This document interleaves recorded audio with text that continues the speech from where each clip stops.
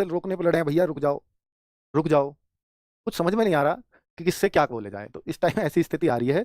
और देखिए, आरडब्ल्यू के टीचर्स वास्तव में एक गुरूर था हमारा भी, कभी छोड़ के नहीं जाते थे। और बहुत सारे बच्चे चाहते भी हैं ऐसा कि इस पर कुछ बोलें सर, नहीं जाते थे। और हमें भी इस बात का गुरूर था, और बहुत अच्छे से आप लोग भी इस बात पे भरोसा करते थे। पर इतना तो निश्चित है कि अब गए हैं तो अब तो ये तो बात बोलनी ही पड़ेगी कि हाँ भाई गए हैं। तो ऐसा हम कहेंगे शायद उनके पास पहले ऑप्शंस नहीं थे, अब कुछ ऑप्शंस बन रहे हैं। और अब तो इस बात को भी कहना पड़ेगा कि हाँ भाई, जो है तब तक ही वो हमारे साथ थे जब तक कोई उनके पास ऑप्शन नहीं था, लेकिन ऑप्शन मिला तो निकल लिए।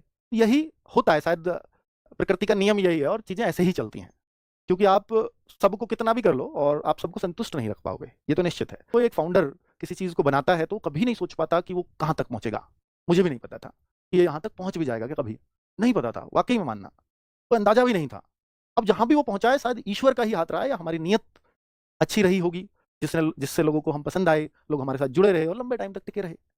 और इसीलिए आरडब्ल्यू बड़ा हुआ, क्योंकि आरडब्ल्यू ने कभी कोई टीचर लाया नहीं कहीं से, यहीं पे बनाया टीचर्स को। जो टीचर्स का दल बदल चल रहा है, मैं तो बस इतना ही कहूंगा, अगर आप किसी प्लेटफॉर्म पर संतुष्ट नहीं है तो प्लेटफॉर्म छोड़ना आपका स्वतंत्रता का अधिकार है, पर किसी प्लेटफॉर्म को बदनाम मत करो। हर दिन व्हाई आई लेफ्ट, आप किसी प्लेटफॉर्म को छोड़ना चाहते हैं तो वीडियो मत बनाओ, डायरेक्ट न्यू प्लेटफॉर्म ज्वाइन करो। आप रोज नई वीडियो डाल रहे हैं तो उस चीज से किसी भी टीचर्स या प्लेटफॉर्म को बदनाम करके आप क्या पालोगे? तो बाकी आपकी क्या राय है, कमेंट में जरूर बताइएगा यार।